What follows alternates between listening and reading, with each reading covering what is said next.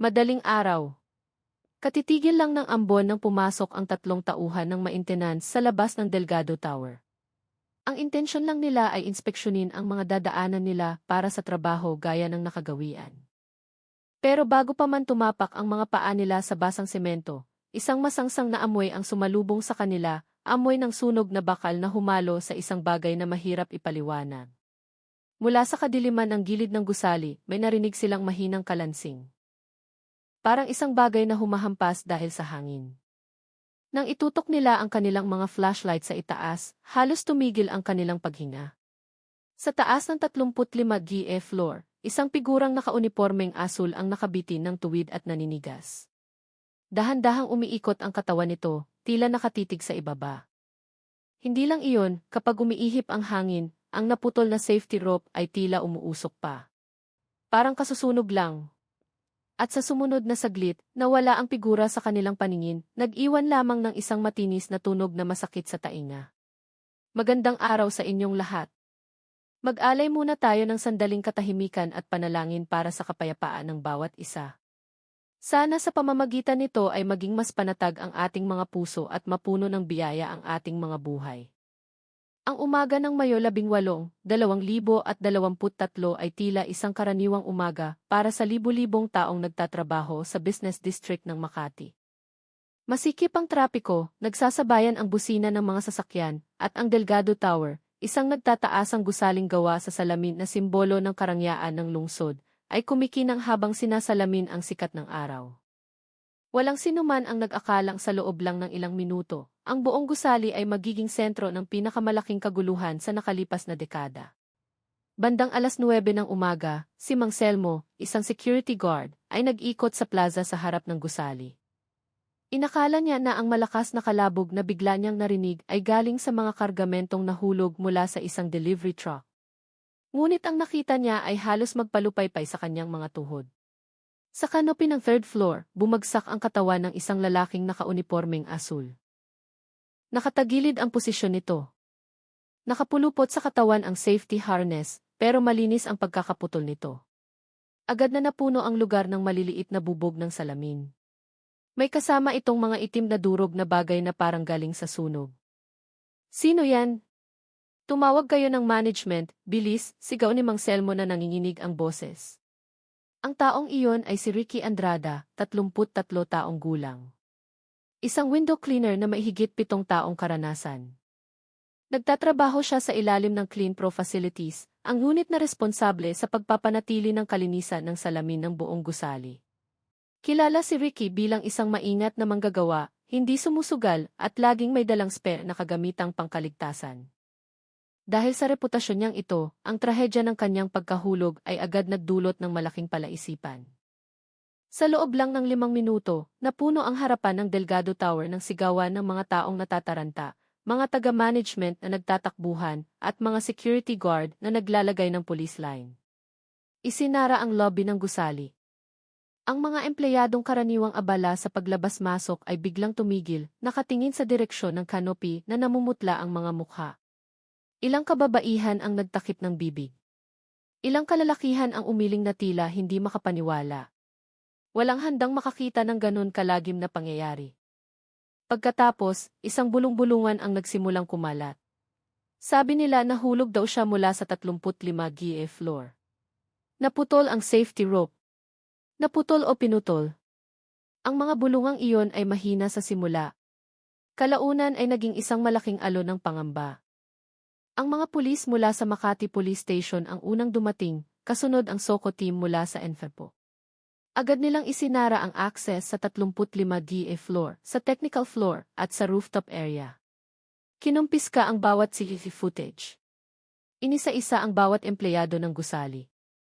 Gayunpaman, may isang taong mukhang mas apektado kaysa sa iba. Si Paing Villanueva, ang kasamahan ni Ricky sa team na kasabay niyang nagtatrabaho ng umagang iyon. Nakaupo si Paing sa isang monoblock chair malapit sa guardhouse. Namumutla ang kanyang mukha, nanginginig ng husto ang mga kamay. Narinig ko lang yung tunog na parang hinihilang lubid, sabi niya habang hawak ang kanyang sentido. Tapos nawala na. Sa loob ng 2 segundo, nawala si Ricky sa paningin ko. Dumating si Lieutenant Adrian Pineda, investigador mula sa Criminal Investigation Unit, mga 20 minuto matapos ang insidente.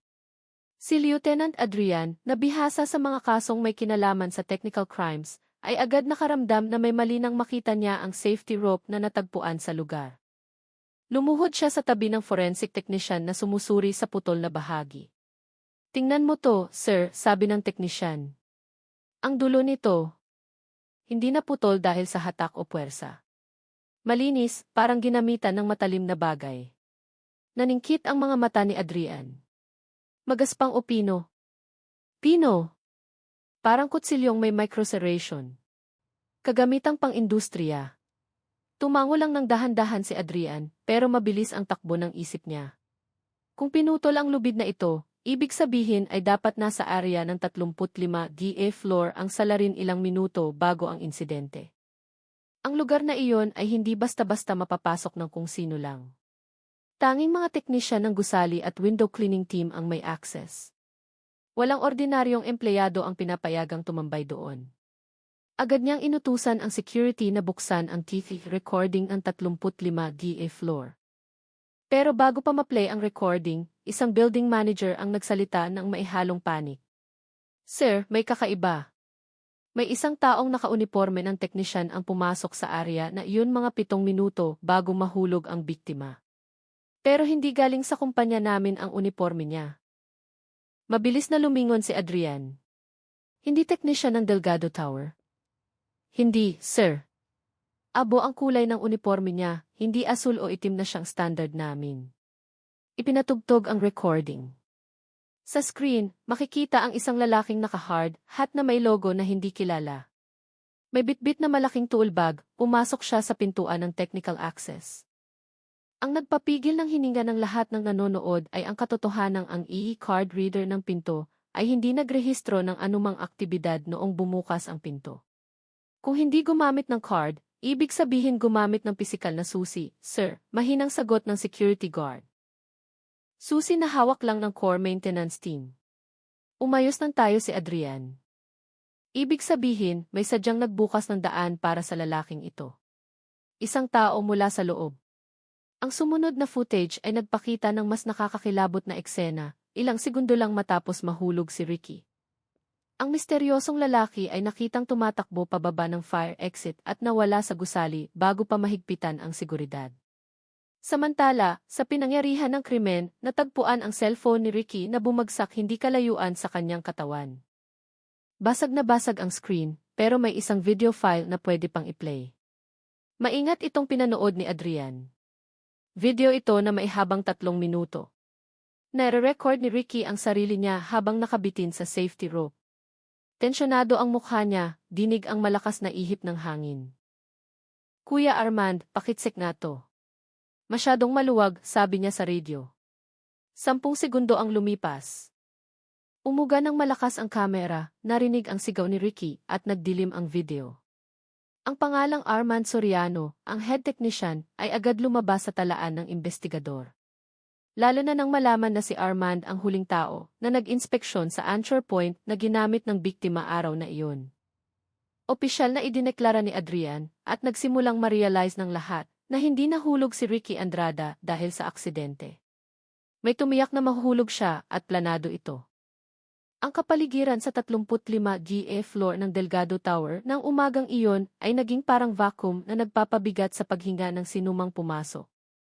Ang pinto ng technical access ay hinarangan ng yellow tape. Ang amoy ng alikabok ng bakal at hangin mula sa kataasan ay naghalo sa isang amoy na nagpapasikip ng dibdib.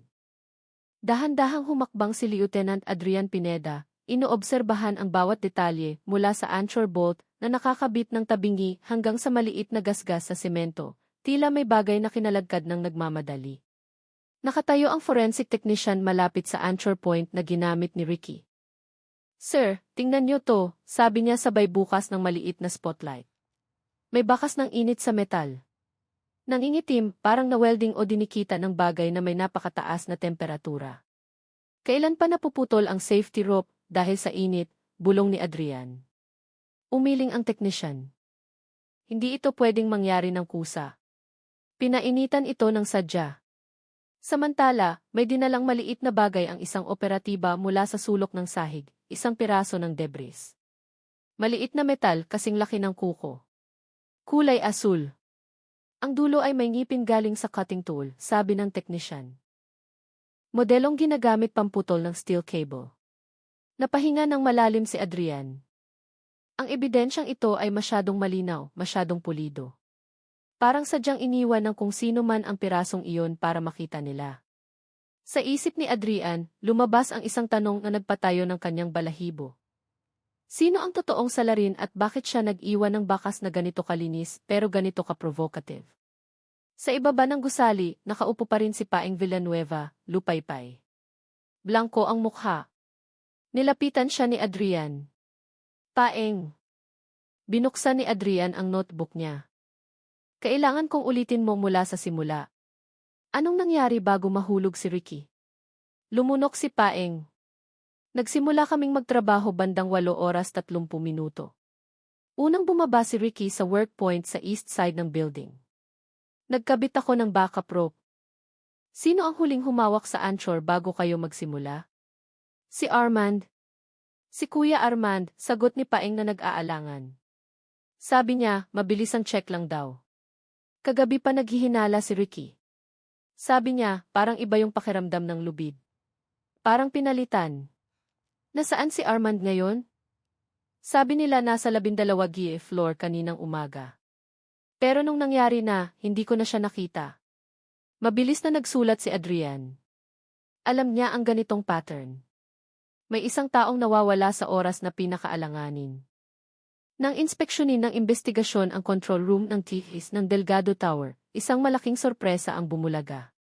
Ipinakita ni Benjo, isang maliit na security guard, ang footage na kuha 7 minuto bago ang insidente.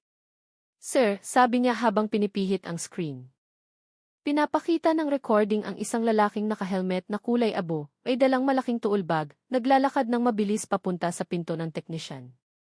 Hindi man lang siya sumulyap sa kamera, tila alam na alam niya kung nasaan ang bawat lente.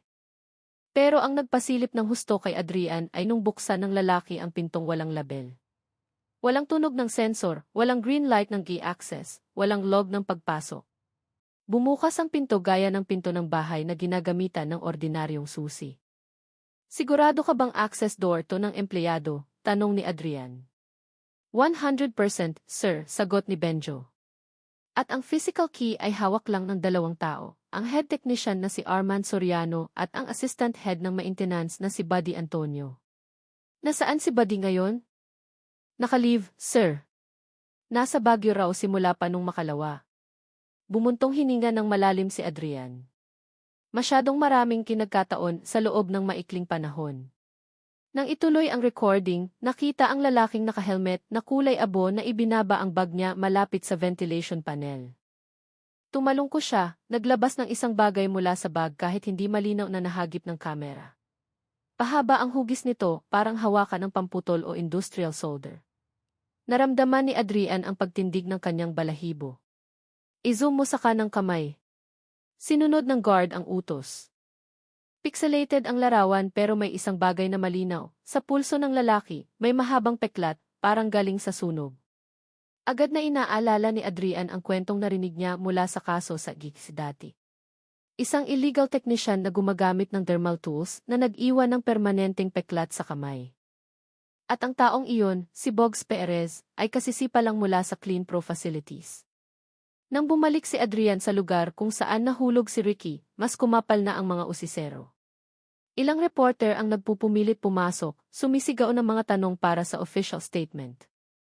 Dinala na ng ambulansya ang bangkay ni Ricky sa GICS para i-autopsy. Pero alam ni Adrian na ang susi sa kasong ito ay wala sa katawan ng biktima, kundi sa kung ano ang nangyari bago mahulog ang katawang iyon. Hiniling niya sa mga pulis na dalhin ang lahat ng personal na gamit ni Ricky. Isang maliit na bag ang iniabot sa kanya. Sa loob ay may gloves, safety glasses, bote ng tubig, at ang basag na cellphone na natagpuan sa canopy. May message na hindi na-send, sabi ng isang pulis. Maingat na binuksan ni Adrian ang phone gamit ang forensic reader. Binuksan niya ang huling mensahe ni Ricky.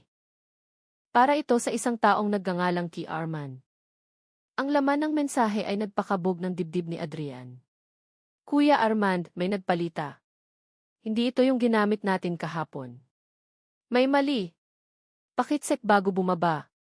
Oras ng pagtatangka mag-send, 3 minuto bago siya nahulog. Matagal na tinitigan ni Adrian ang screen ng phone. Lahat ng ebidensya ay tumuturo sa isang tao, Armand Soriano. Pero bago pa siya makapagdesisyon ng susunod na hakbang, isang security member ang tumakbo palapit. Sir Adrian, may babaeng gustong makipag-usap. May importante daw siyang impormasyon. Nakatayo ang babae malapit sa guard post, naka-jacket na brown at itim na sombrero. Bakas ang kaba sa mukha. Nagpakilala siya bilang si Nadia Cruz, admin staff ng 6-Star Services. Sir, hindi ko alam kung kanino ako dapat magsalita, sabi niya na nanginginig ang boses. Pero bago mahulog ang biktima, may nakita akong tao sa basement parking area na may dalang malaking toolbag. Hindi siya empleyado ng building, pero kilala ko ang mukha niya. Sino? Matigas na tanong ni Adrian. Lumunok si Nadia. Si Boggs Perez. Ang pangalang iyon ay bumagsak na parang mabigat na bato sa dibdib ni Adrian. Si Boggs, ang problemadong teknisyan na nakaalita ni Ricky, ay idineklarang nawawala simula pa noong 1 linggo. Dumaan siya sa logistics door, walang pumigil sa kanya, dagdag ni Nadia. At sir, nakita ko siyang may kausap na nakauniforme ng teknisyan ng building. Sino ang kausap niya? Hindi ko alam ang pangalan, pero nakita ko na ang taong iyon nakasama ni Sir Armand.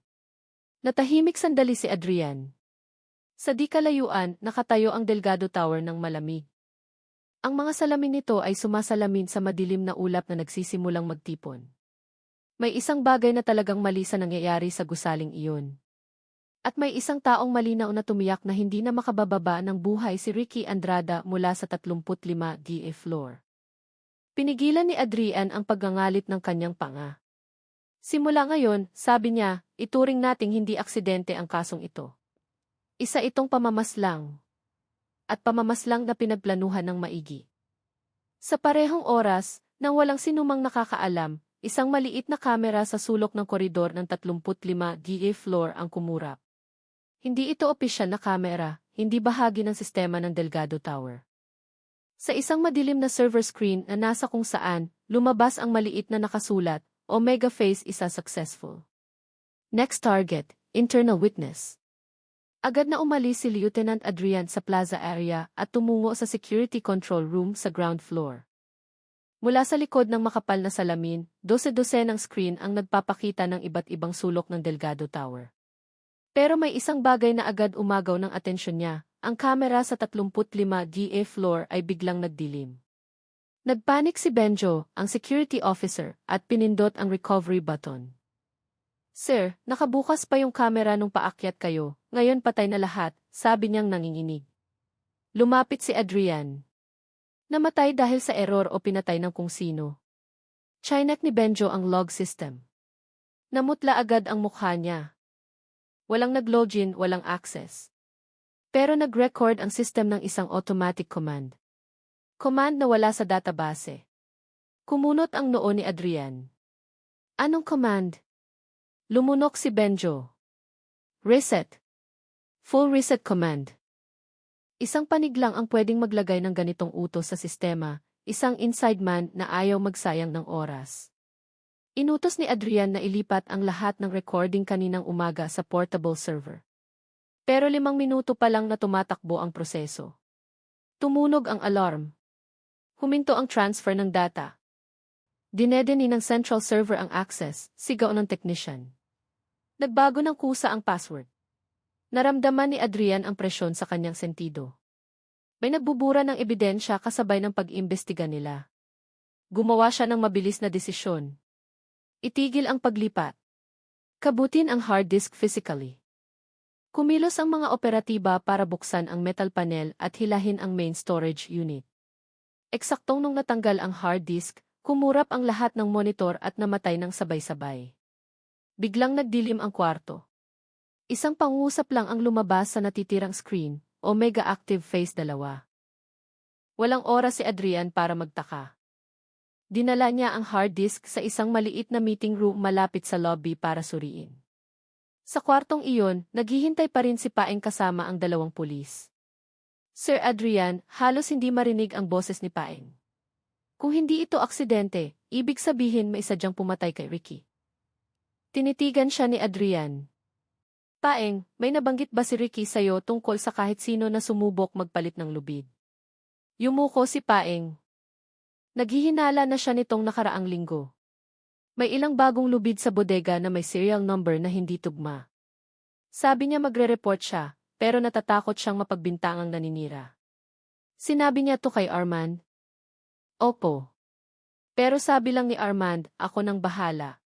Pagkatapos nun, mas naging balisa si Ricky. Ang mga salitang iyon ay nagpakumpiyansa kay Adrian na may itinatago si Armand. Nagdesisyon siyang kontakin ito sa pamamagitan ng building management. Pero ang sagot ng staff ay lalong nagpabigat ng sitwasyon. Sir Adrian, hindi makontak si Sir Armand. Patay ang telepono niya kanina pang umaga.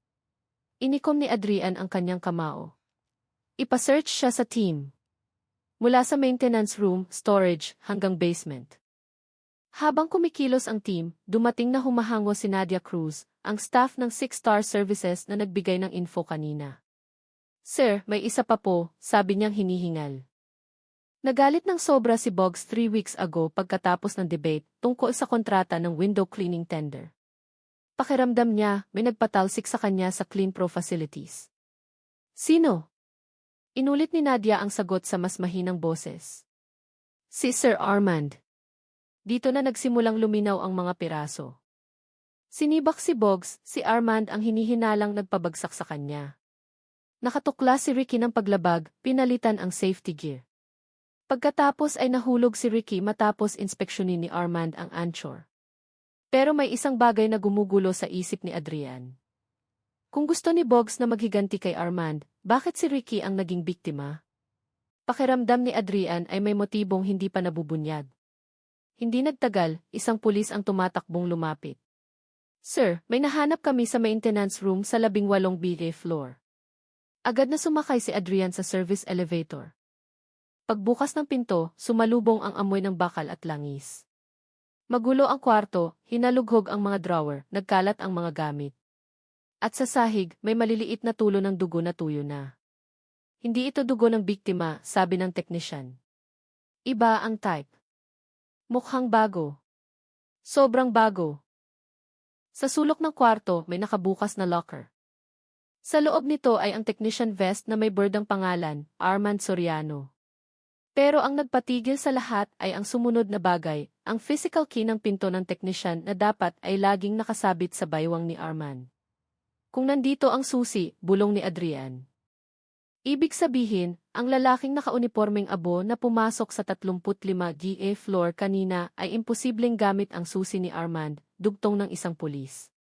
Baka duplicate key, tanong ng technician. Umiling si Adrian. Walang duplicate key. Standard rule yan. Tumahimik ang kwarto ng ilang segundo. Tapos nagsalita si Adrian sa tensyonadong tono, kung ganun may pangatlong tao. Isang taong may high-level access. Isang taong wala sa listahan ng kahit anong empleyado. At tila para kumpirmahin ang sinabi niya, biglang nag-vibrate ang cellphone ni Adrian. Unknown number. Sinagot niya ito. Isang paos na boses ang narinig sa kabilang linya. Lieutenant Adrian. Itigil mo na ang paghahanap kay Armand. Hindi siya ang kaaway mo. Nanigas si Adrian. Sino to? Kung patuloy kang maghukay. Hindi lang 35 GA floor ang magkakaroon ng mahuhulog na bangkay. Naputol ang linya. Napatigil si Adrian ng ilang sandali bago mahinang nagsalita. Simula ngayon, hindi na lang to basta kaso ng pamamaslang.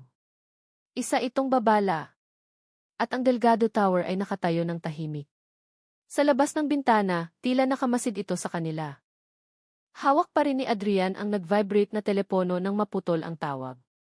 Ang banta ay malamig, kalmado, at tiyak na tila nagpalit sa kwarto.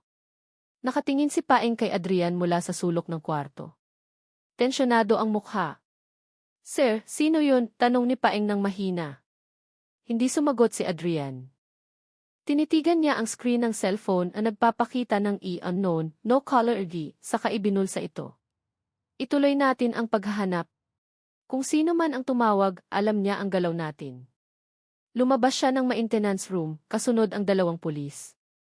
Pero ilang metro pa lang ang nalalakad, dumating ang isang babaeng security guard na nagmamadali. Sir Adrian, may tao sa kikilis ng basement. Pumasok sa genset room. Naka-uniforme ng technician, pero iba ang uniforme sa standard ng building. Dumiretso agad si Adrian sa control room. Pinalaki ang recording. Isang lalaking naka-dark blue na uniforme, hindi abugaya ng misteryosong lalaki kanina, ang pumasok sa genset room habang may bitbit na maliit na maleta. May technician ba tayong may ganyang uniforme? Tanong ni Adrian. Umiling si Benjo. Wala, sir. Lumang modelo iyan. Hindi na ginagamit simula pa 2 years ago. Sa recording, binuksan ng lalaki ang maleta.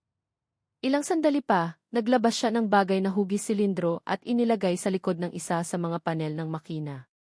I rewind, mabilis na sabi ni Adrian. Pause.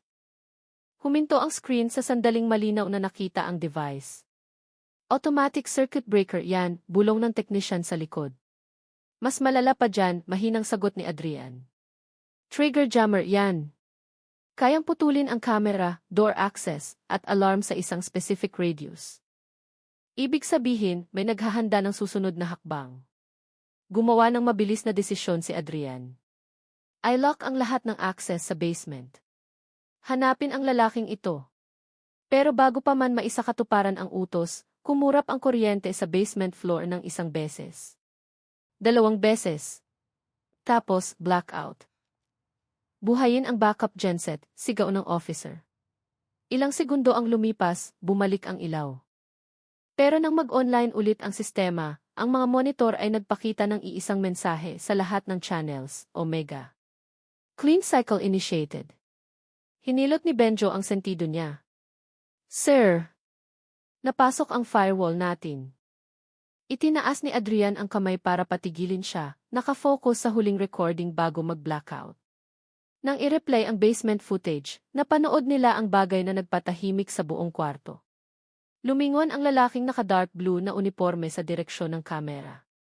Hindi malinaw ang mukha niya dahil sa ilaw sa likod, silweta lang ang nakita. Pero may isang detalye na kapansin-pansin sa pulso niya. May mahabang peklat ng sunog. Pareho sa lalaking naka-uniformeng abo kanina. Isang tao, 2 magkaibang anyo. O di kaya isa diyang ginawang magkamukha ang pagkakakilanlan. Naningkit ang mga mata ni Adrian habang nakatingin sa screen. Zoom sa maleta. Sumunod ang technician. Ang maleta ay may maliit na sticker sa isang sulok. Nakasulat ng malabo, property of 6-star services.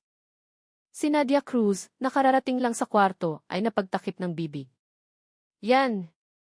Yan yung lumang technician kit ni Boggs. Pero dapat na-dispose na iyan.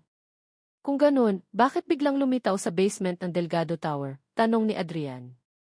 Umiling si Nadia na natataranta. Hindi ko po alam. Si Paeng, na kanina patahimik, ay biglang nagsalita.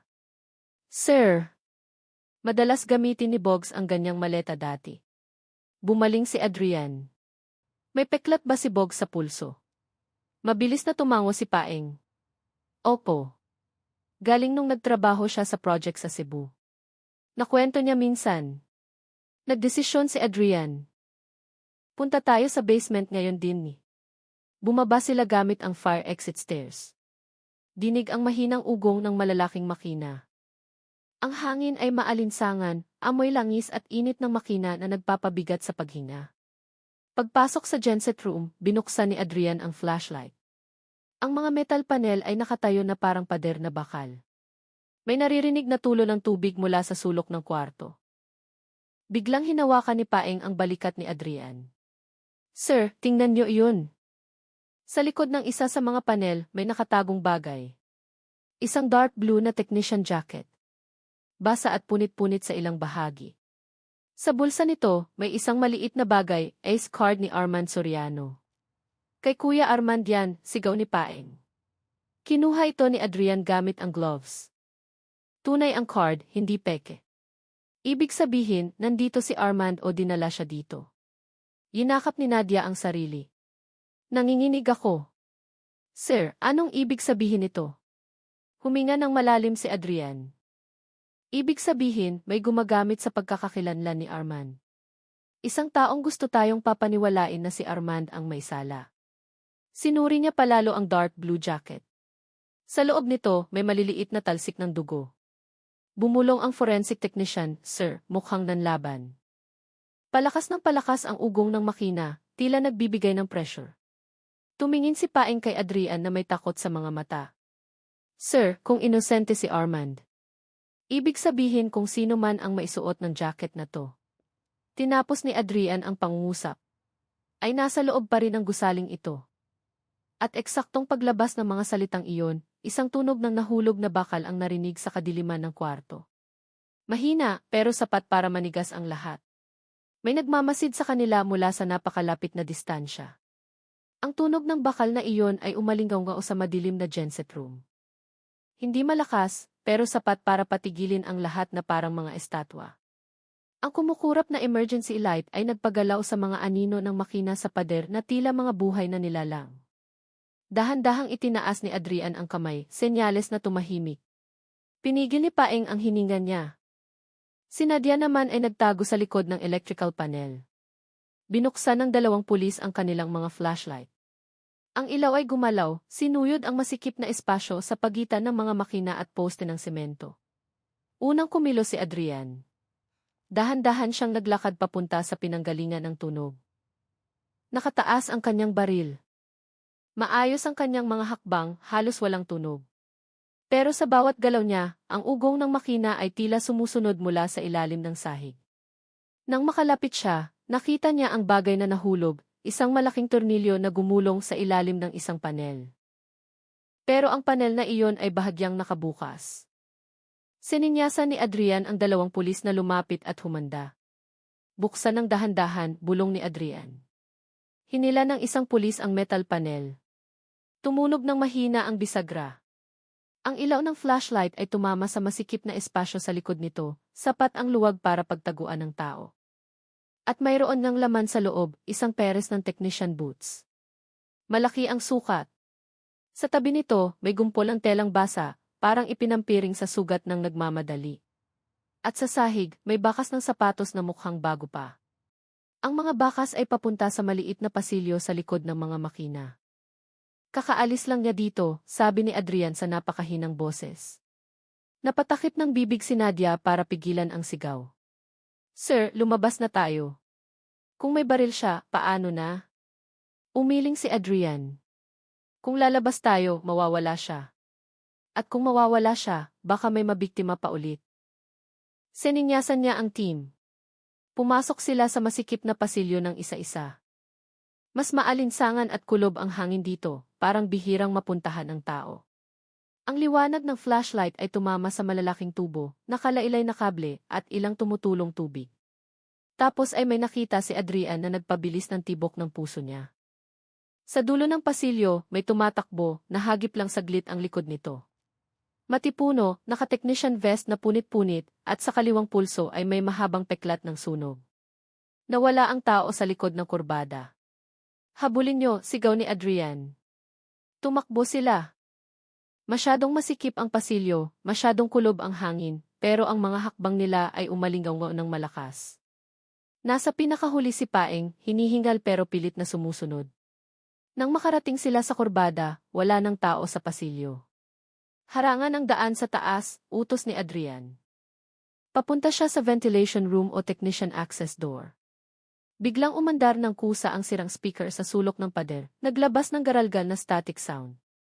Makalipas ang ilang segundo, isang boses ang lumabas mula sa device. Boses ng lalaki, mababa, malamig. Parang nagsasalita mula sa likod ng bakal. Lieutenant Adrian. Kung patuloy mo akong hahabulin, magkakaroon ng higit sa isang bangkay ang gusaling ito.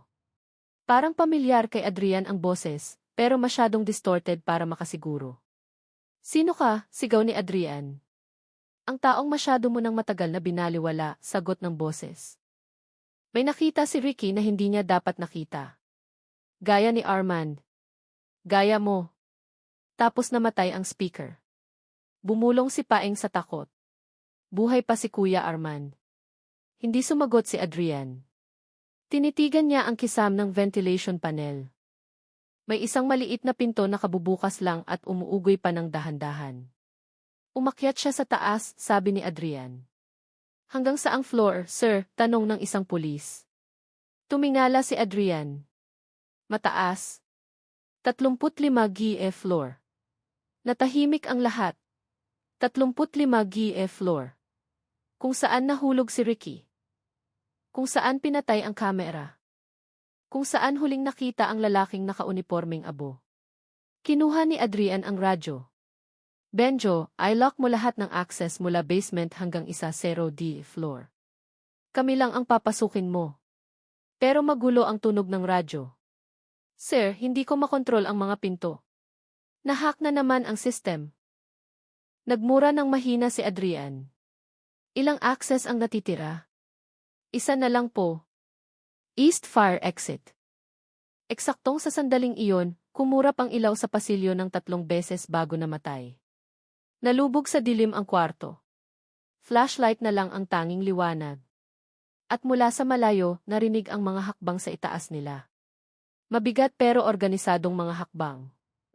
Parang alam na alam ng tao kung saan siya pupunta. Nagtakip ng mukha si Nadia. Napahawak si Paeng sa pader para pigilan ang panginginig. Hinigpitan ni Adrian ang hawak sa baril. Sa 35 GE floor tayo, sabi niya sa mababang boses. Doon natin malalaman kung sino ang naglalaro sa likod ng Omega. At ang Delgado Tower ay nakatayo ng tahimik at matayog. Tila naghihintay sa kanila sa itaas. Ang East Fire Exit ng Delgado Tower ay malamig at umaalinggao sa bawat padyak ng sapatos sa sementong hagdan. Nasa unahan si Lieutenant Adrian, nakabunot ang baril. Nakakabit ang flashlight sa ilalim ng nguso nito. Nakasunod sa likod sina Paeng at ang 2 pulis. Naiwan naman si Nadia sa baba kasama ang security team. Masyado na siyang nanginginig para sumama pa. Habang umaakyat sila ng mas mataas, mas lumilinaw ang mga tunog mula sa technical floors, ugong ng aircon machines, vibration ng elevator, at minsan. Mga tunog na hindi maipaliwanag, parang mga hakbang na lumalayo sa tuwing lumalapit sila. Pagdating sa 33 EV floor, tumunog ang radyo sa baywang ni Adrian na may garalgal na boses. Sir, may gumalaw sa 35 GE floor. May dumaan sa south camera bago namatay ulit ang system, boses ni Benjo na halatang nagpapanik.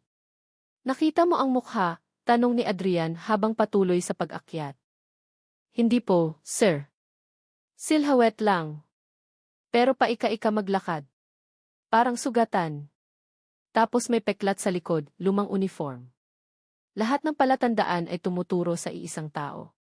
Nang marating nila ang 35 GE floor, bahagyang nakabukas ang pinto ng fire exit, parang katutulak lang ng kung sino. Pumasok sa siwang ang hangin mula sa taas, dala ang amoy ng bakal at alikabok. Nagbigay ng senyales si Adrian. Formation 2. Tumayo ang 2 pulis sa kaliwa at kanan ng pinto. Sa kadahan-dahang tinulak ito ni Adrian. Madilim ang koridor ng 35 GE floor. Patay ang main lights. Tanging ang pulang emergency light ang kumukurap bawat 2 segundo. Ang pulang ilaw na iyon ay lumilikha ng mahahabang anino sa pader na gumagalaw na parang mga kamay na nakauna. Bumulong si Paeng, sir, nakakakilabot dito. Itinaas ni Adrian ang kamay, pinatatahimik siya. Tapos nakita nila ito sa dulo ng koridor, malapit sa pinto papunta sa outdoor area, kung saan nakakabit ang anchor. May silweta ng isang lalaking nakatayo, nakatalikod sa kanila. Taas-baba ang balikat niya na parang pagod na pagod o nagpipigil ng sakit. Punit-punit ang technician vest niya at ang kaliwang kamay ay nakalailay ng hindi normal. Hindi gumalaw ang lalaki. Dahan-dahang sumulong si Adrian. Police 2. Itaas ang kamay at humarap. Nanatiling tahimik ang lalaki. Itaas ang kamay ulit ni Adrian, mas malakas. Matapos ang ilang segundong nakabibinging katahimikan, dahan-dahang itinaas ng lalaki ang kaliwang kamay niya, kamay na puno ng peklat ng sunog at nakabalot ng maruming tela. Pero nang humarap siya, hindi ito si Boggs, hindi rin si Armand. Ang mukha ay maputla, puno ng tuyong dugo. Ang mga mata ay blanko, parang hindi talaga nakakakita. Dahan-dahang gumalaw ang bibig niya. Parang gustong magsalita pero hindi kaya. Umatras si Paing ng isang hakbang. Sino iyan? Ibinuka ng lalaki ang bibig at isang paos, putol-putol na boses ang lumabas. Huwag. Kayong. Umakyat. Hindi. Sila. Tao. Bago pa makapagtanong si Adrian, biglang bumagsak ang lalaki paharap. Hindi na kinaya ng mga binti niya ang bigat ng katawan. Nang sumubsob siya, may nakita silang nagpatigil sa lahat. Sa likod niya, may nakatarak na maliit na industrial shock device na umiilaw pa ng mahina. May mahabang paso mula balikat hanggang baywang. Parang may kumalagkad sa kanya gamit ang kuryente para puwersahang patigilin siya. Sinong may gawa nito? Bulong ni Adrian. Hahos-hahos ang lalaki. Gamit niya. Ay, ni Armand. Hindi siya si Armand. Ang mga salitang iyon ay nagpalundag sa puso ni Adrian. Sino siya? Gumalaw ang bibig ng lalaki. Si Bram. Napanganga ang lahat. Lieutenant Bram Santos, bulong ng pulis sa likod na maihalong takot. Si Bram. Kaklase niyo sa academy, sir. Sinubukan pang magsalita ng lalaki pero nanigas ang katawan niya at hindi na gumalaw. Tumigil ang paghinga. Chinek ni Adrian ang pulso. Wala na. Umatras si Paing ng ilang hakbang.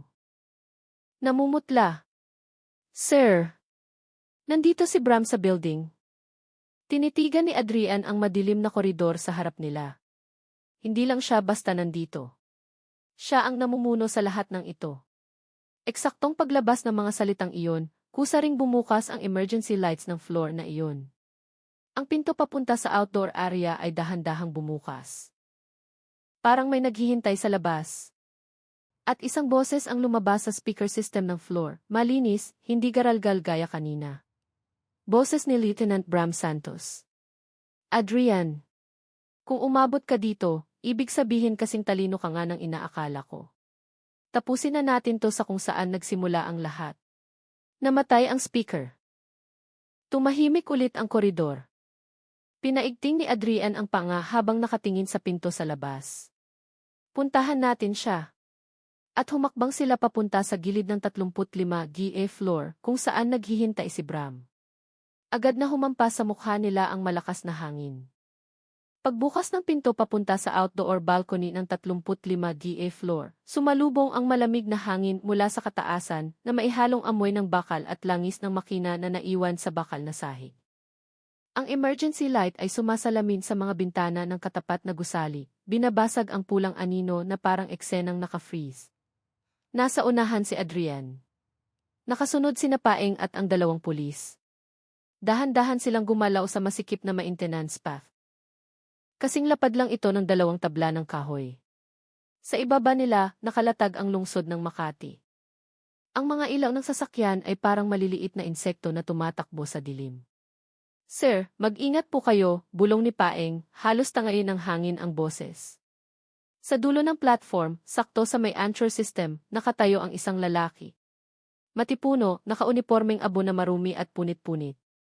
Habang hinahangin ang buhok niya, kitang-kita ang mahabang peklat ng sunog sa kaliwang pulso niya.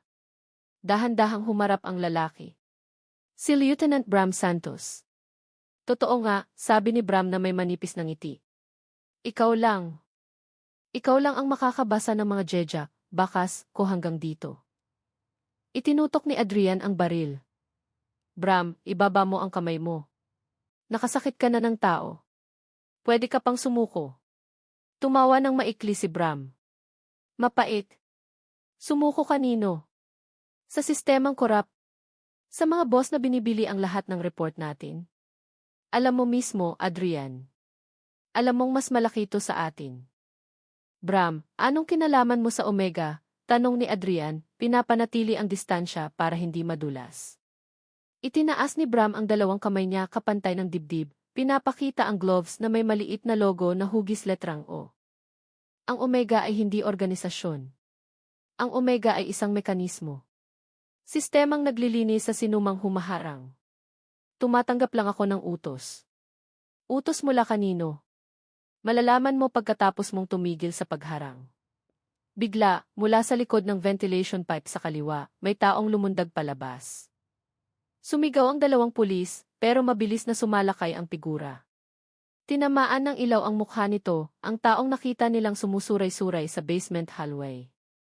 Pero sa pagkakataong ito, naninigas ang katawan niya parang buhay na manika. Sumigaw si Paeng, "Sir, yan yung bangkay kanina." Sinugod ng figura ang unang pulis at itinulak ito sa railing. Nadulas ang pulis, nakabitin gamit ang isang kamay. Pumustura si Adrian habang pinipigil ang hininga at nagpaputok ng isang beses. Tinamaan sa paa ang figura. Bumagsak ang katawan nito ng walang tunog, parang manikang kahoy na pinutulan ng tali. Hinila ni Paeng ang pulis na muntik nang mahulog pabalik sa platform. Samantala, nakatayo lang si Bram na walang reaksyon. "Nakikita mo, Adrian? Yung mga nawalan ng silbi, pwede pang gamitin ulit. Walang tinatapon ang sistema." Naggalit ang bagang ni Adrian. "Baliw ka na." Humakbang pasulong si Bram.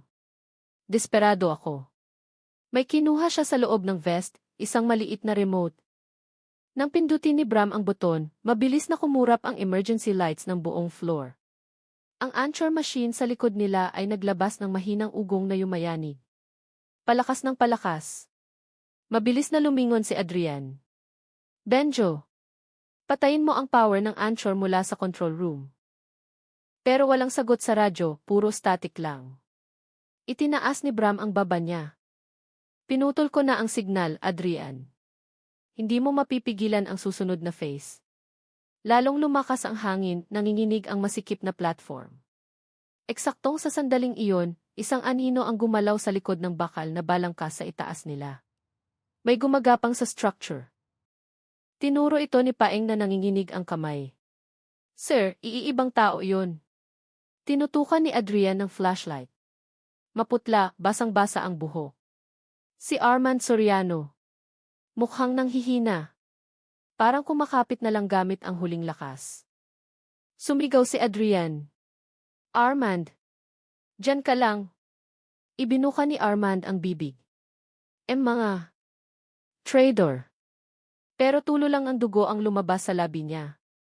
Tinuro niya si Bram tapos ang anchor. Bumuntong hininga si Bram na parang naiinip. Hindi na siya magtatagal. Kailangan ko siya bago siya magsalita. Pero ngayon, oras na para linisin siya. Walang babala, pinindot ni Bram ang isa pang buton. Umuga ng malakas ang platform. Naglabas ng malakas na lagitik ang anchor pilyar, parang may bolt na kakalas. Nagpanik si Paeng. "Ano iyon?" "System ng safety rope.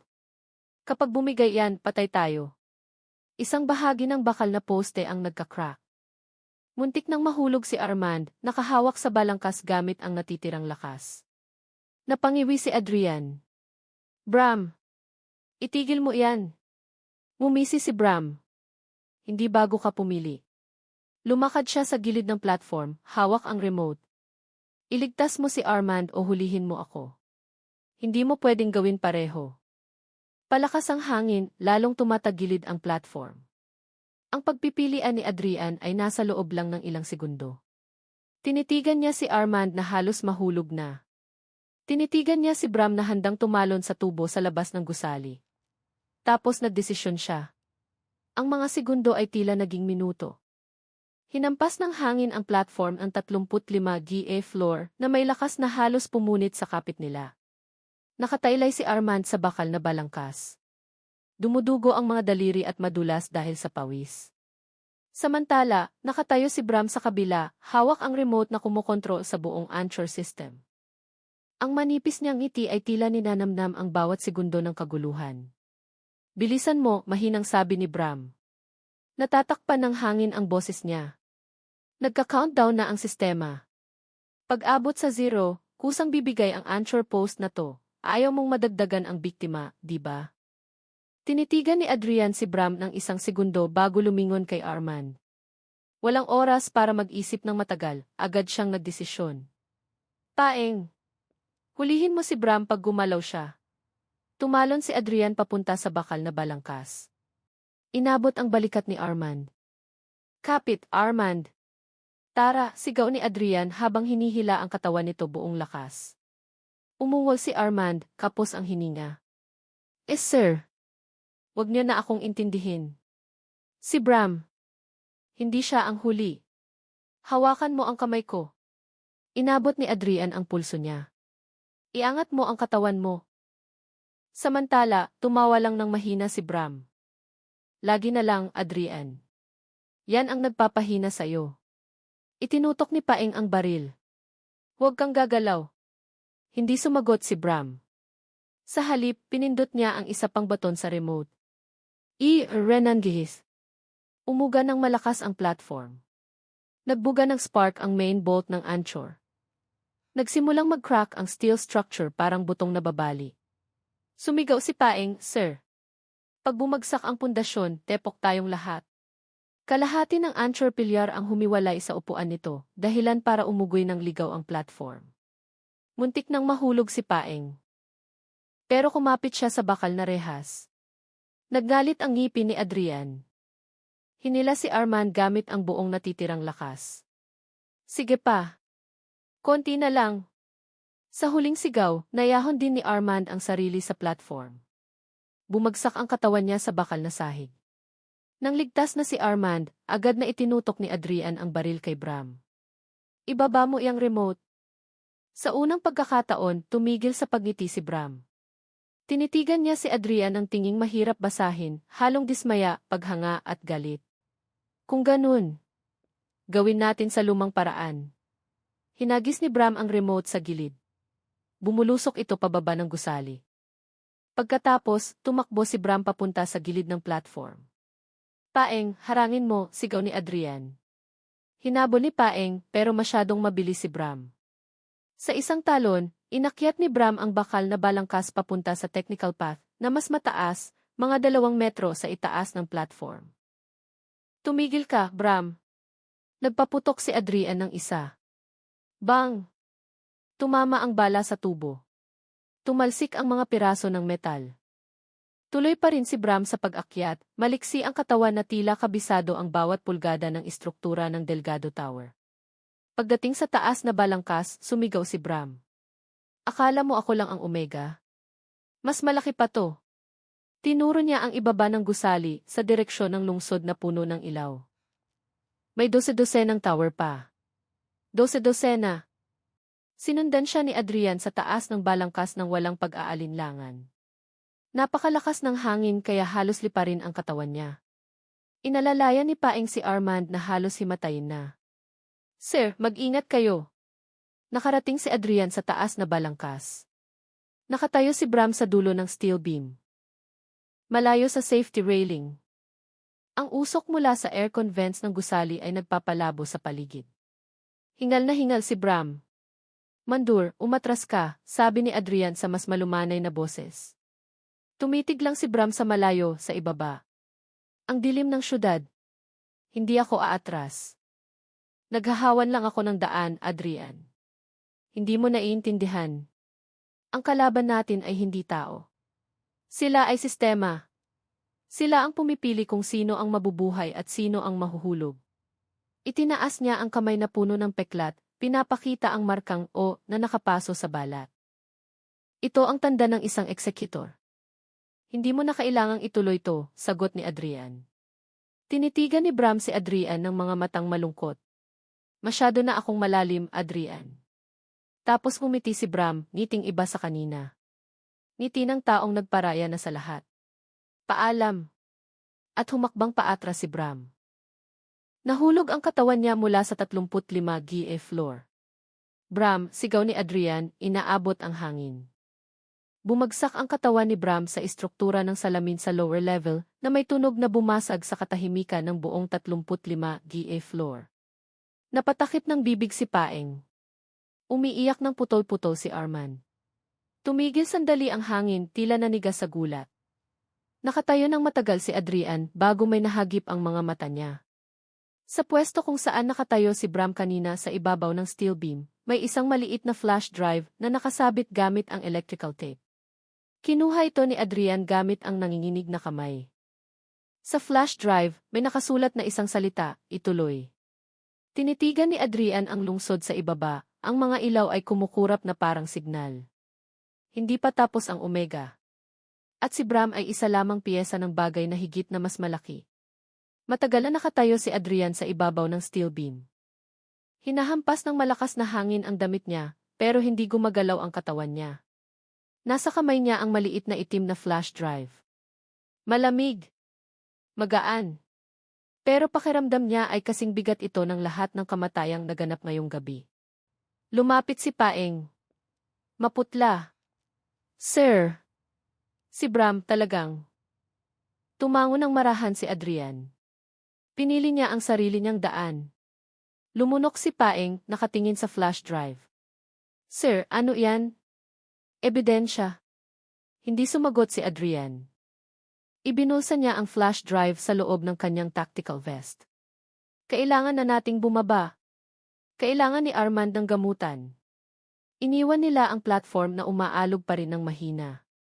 Bumalik sila sa pinto papunta sa koridor ng 35 GA floor. Pagkasara ng metal door, agad na humupa ang ingay ng hangin sa labas. Pero ang tensyon ay tila naiwan sa dibdib ng bawat isa. Nakaupo si Armand, nakasandal sa pader. Nanghihina at nanginginig ang katawan. Nang lumapit si Adrian, hinawakan ni Armand ang braso niya. Sir! Hindi si Bram ang may pakana. Sumusunod lang siya sa utos. Alam ko. Sino ang nag-utos? Tumingin si Armand sa sahig. Hahos-hahos. Hindi ko alam ang pangalan. Pero may access siya sa lahat ng floors, lahat ng technician doors, lahat ng systems. Ang may access ng ganong level ay top management lang, sabat ni Paeng. Umiling si Armand. Hindi. Hindi galing sa building. Hindi galing sa kumpanya. Galing sa internal. Nanigas si Adrian. Internal ng alin? Pulis? Pumikit si Armand. Halos hindi marinig ang boses niya. Internal ng Omega. Nanghina ang katawan niya. Nawalan siya ng malay. Ilang oras ang lumipas, sa emergency room ng Delgado Tower, isinakay ng mga medic si Armand sa ambulansya. Nakatayo si Adrian sa labas ng gusali. Papasikat na ang araw, pero ang langit ng Makati ay mukhang mas kulay abo kaysa sa karaniwan. Lumapit si Paeng. Sir, naghahanap na ng report ang I. Kailangan na nating ipadala ang ebidensya. Hindi agad sumagot si Adrian. Kinuha niya ang flash drive sa bulsa. Tinitigan ang maliit na bagay. Hindi natin ipapadala sa GI. Nagulat si Paeng. Po. Bakit? Sabi ni Bram, nasa sistema ang Omega. Hindi natin alam kung sino sa GI ang kasabwat. Lumunok si Paeng. So tayo ang mag-imbestiga? Tumango si Adrian. At tayong dalawa lang ang makakaalam hanggat hindi tayo sigurado sa lahat. Pumasok sila sa maliit na kwarto sa ground floor, lumang meeting room na hindi na ginagamit. Inilabas ni Adrian ang personal laptop niya na hindi konektado sa anumang network. Ito lang ang ligtas na paraan. Ready? Tanong niya. Tumango si Paeng nang may kaba. Isinaksak ni Adrian ang flash drive. Nagdilim ang screen ng ilang segundo. Tapos isang folder ang lumabas, access level 7. Bumulong si Paeng. Level 7. Pinakamataas na level yan. Sinong may ganyang access? Binuksan ni Adrian ang folder. May isang video file at isang text file. Pinili niya muna ang video. Nagpakita ang screen ng recording ng isang server room, hindi sa Delgado Tower, kundi isang malaking server room na may logo ng National Cybersecurity Bureau. Sa gitna ng kwarto, may lalaking nakatayo, nakatalikod sa kamera. Nang humarap ang lalaki, napaatras si Paeng sa gulat. Sir! Yan si Chief Ramiro. Head ng Cyber Unit. Ang taong dapat ay tumutulong sa kanila. Sa video, nakikipag-usap si Ramiro sa isang taong hindi nakikita. Napili na ang executor para sa 35 GA floor. Si Bram Santos. Siguraduhin niyong pressured siya. Para madaling kontrolin. Huwag nang maulit ang leak gaya ng kaso sa Cebu. Isang boses na distorted ang nagsalita ng mahina. Sapat na ba ang pagkahulog ng teknisyan na yun? Tumango si Ramiro. Sapat na para markahan ang phase isa. Pagkatapos nun, linisin ang mga saksi. Ang matitira, sistema na ang bubura. Natapos ang video. Nagtakip ng bibig si Paeng, umiiling ng walang boses. Sir, ang chief ng unit natin. Parte ng Omega. Hindi sumagot si Adrian. Binuksan niya ang text file. Sa screen, nakasulat ang maikling listahan, Project Omega, Philippines Cycle. Target Phase 1, Cleaning of Major Facility Contracts. Target Phase 2, National Data Control. Target Phase 3, Elimination of Individuals Aware of Operations. Main Executor, Bram deleted. Field Supervisor, Ramiro, active. Network Code Level 7, root. Sa ibaba nito, may isang pangungusap na nakapaskil, if Bram fails. Next target, Adrian Pineda Paeng Villanueva. Sir, ibig sabihin simula pa lang target na nila kayo. Dahan-dahang isinara ni Adrian ang laptop. Hindi natitinag ang ekspresyon niya. Kung ganun, kailangan nating pugutan ang ulo ng ahas. Lumunok si Paeng. Sir, seryoso kayo? Kakalabanin natin si Chief Ramiro. Malaki ang puwersa niya. Sir, pwede tayong mawala ng parang bula. Gaya ni Bram. Tinitigan ni Adrian si Paeng ng mga matang wala ng pagdududa. Mas mabuting mawala habang lumalaban kaysa mabuhay sa ilalim ng Omega. Eksaktong sa sandaling iyon, biglang kumurap ang screen ng laptop. Isang mensahe ang lumabas. Parang may nag-a-access sa flash drive mula sa malayo. Lieutenant Adrian, alam namin ang binuksan mo. Lumabas ang pangalawang mensahe, meeting sa 40 BA floor. Mag-isa ka lang. Umatras si Paeng sa takot. Sir, huwag. Patibong yan. Isinara ni Adrian ang laptop at tumayo. Imbitasyon yan, Paeng. At kung hindi tayo pupunta, sila mismo ang pupunta sa atin. Isinuksok niya ang baril sa baywang. Diyan ka lang. Aakyat ako. Ang lift papunta sa 40 BA floor ay tumunog ng malamig habang nagsasara ang pinto. Nakatayo si Adrian ng mag-isa. Ang refleksyon ng mukha niya ay nakabaka sa bakal na pader. Ang laban kontra Omega ay kasisimula pa lang. At sa 40 BA floor, naghihintay ang katotohanan. Huminto ang lift nang may malambot na tunog. Dahan-dahang bumukas ang pinto. Lantay 40 BA floor ng Delgado Tower. Iba ang itsura nito sa ibang palapag. Madilim, tahimik, walang ilaw na nakabukas maliban sa redap, malabong, liwanag ng emergency lights. Ang kapaligiran ay parang kwartong sadyang iniwan. O inihanda para sa isang bagay. Humakbang palabas si Adrian. Hawak ang baril. Malamig ang hangin sa kwarto. Sobrang lamig, parang nakaset ang aircon sa pinakamababa o may bukas na pinto sa labas. Ipakita mo ang sarili mo, sabi niya ng mahina pero matigas. Walang sagot.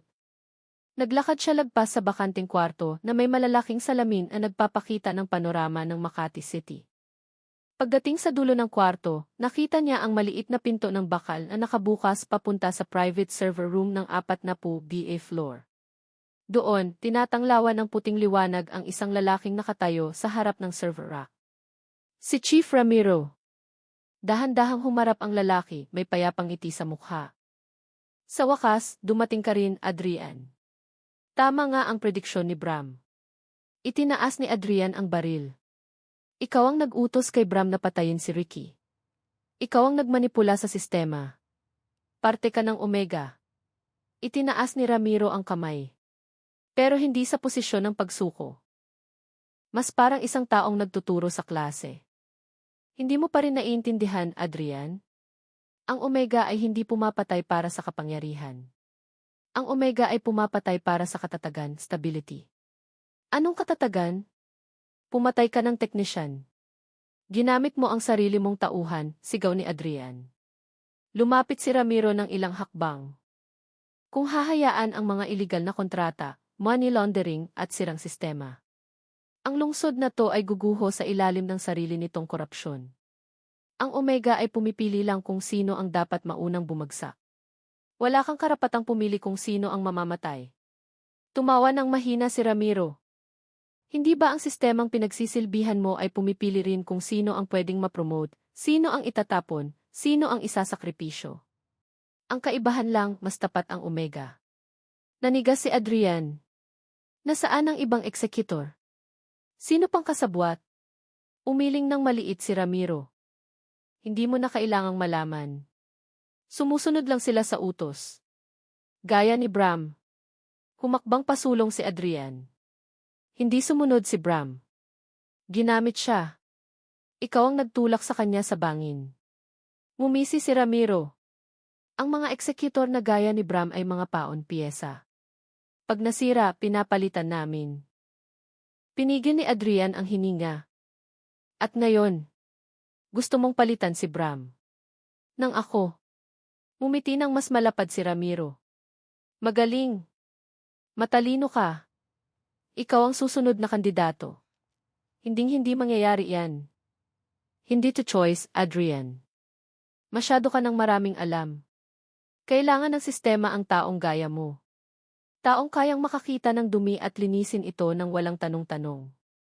Itinaas ulit ni Adrian ang baril. Tumigil ka sa pagsasalita. Hindi tumigil si Ramiro. Binura na ng Omega ang recording ngayong gabi. Pinutol na ang access sa GI. Inalis na ang jejak, bakas, ni Bram. Isa na lang ang natitira. Pinindot niya ang buton sa maliit na remote sa kamay niya. Clack! Kusang nag-lock ang buong 40 BA floor. Nagbago ang ilaw ng kwarto papuntang kulay asul na malamig. Umilaw ng pula ang pinto ng elevator. Senyales na hindi na ito maa-access. Narinig ang boses ng sistema, Omega Lockdown Level 7. No exit. Agad na pumustura si Adrian. Akala mo ba maisahan mo ako? Itinaas ni Ramiro ang kaliwang kamay. May maliit na alat, device, na nakadikit sa gloves niya, parang electric trigger. Hindi ko kailangang isahan ka, Adrian. Kailangan ko lang tanggalin ang pamimilian mo. Pinindot niya ang pangalawang buton. Biglang umilaw ng todo ang server sa likod niya. Ang higanting screen sa pader ay nagpakita ng data, mukha, pangalan, recording. Profile ni Adrian, ni Paeng, ng pamilya nila. Ng team nila. Lahat lumabas. Nanigas si Adrian. Tinatakot mo ba ako? Sumagot si Ramiro ng mahina. Binibigyan kita ng daan. Bumukas ng kusa ang pinto ng server room sa likod ni Ramiro. Puting liwanag na nakakasilaw ang lumabas mula sa loob. Pumasok ka, Adrian. Maging level 7 holder ka. Magkakaroon ka ng kapangyarihang linisin ang sistema mula sa itaas. Wala nang mamamatay ng walang saysay gaya ni Ricky. Huminga ng malalim si Adrian at ibinaba ang baril. Ngumiti ng may kasiyahan si Ramiro. Magaling. Tama ang pinili mo. Pero 2 segundo ang lumipas. Iinikot ni Adrian ang baril papunta sa main server unit at nagpaputok ng 3 beses. Bang! Bang! Bang! Nagbuga ng spark ang buong panel. Namatay ang sistema, kumurap-kurap ang ilaw ng magulo. Ramiro! Anong ginawa mo? Lumundag si Adrian, binunggo si Ramiro hanggang tumalsik silang dalawa. Nagbuno sila sa sahig. Nagpalitan ng suntok. Si Ramiro kahit mas matanda ay napakalakas. Sinakal niya si Adrian habang umuungal. Kung hindi ka kakampi sa Omega, kaaway ka ng Omega. Inabot ni Adrian ang maliit na bakal sa sahig, mahabang tornilyo galing sa server rack, at inihampas sa balikat ni Ramiro. Sumuray-suray si Ramiro. Tumayo si Adrian, tinutukan ng baril sa ulo ang chief. Tapos na ang laro. Tumawa ng mahina si Ramiro. Tumutulo ang dugo sa labi niya. Akala mo ba mapipigilan mo ang Omega pag pinatay mo ako? Biglang umilaw ang huling screen na hindi pa namamatay. Isang mensahe, New Executor Activated. At sa ilalim nito, ang pangalan, Lieutenant Paeng Villanueva. Status, online. Nanlaki ang mga mata ni Adrian. Hindi, bulong niya. Tumawa ng malakas si Ramiro. Laging nauna ng isang hakbang ang Omega. Tumakbo si Adrian papunta sa server door at narinig ang mga hakbang mula sa emergency lift sa dulo ng koridor. Hakbang ni Paeng. Pero ang mga hakbang na iyon ay hindi tunog ng taong natataranta. Ang mga hakbang ay mabigat, tiyak. Parang isang taong ka-activate lang. Hindi pa tapos ang Omega.